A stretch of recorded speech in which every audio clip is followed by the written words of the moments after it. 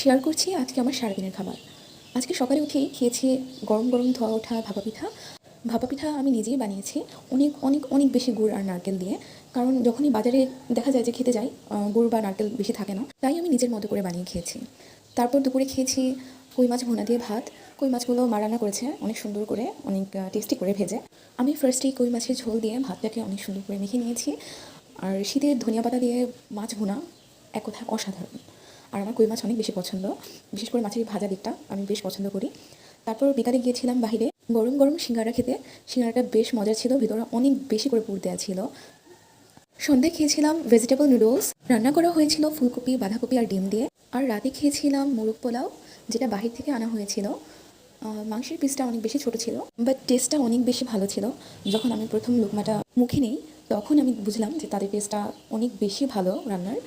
তারপর আমি সেকেন্ডবার কাঁচামরিচ দিয়ে ট্রাই করি। আমার রিচ ফুডের সাথে কাঁচামরিচ আর লেবু খেতে অনেক বেশি ভালো লাগে। এই ছিল আজকে আমার সারাদিনের খাবার।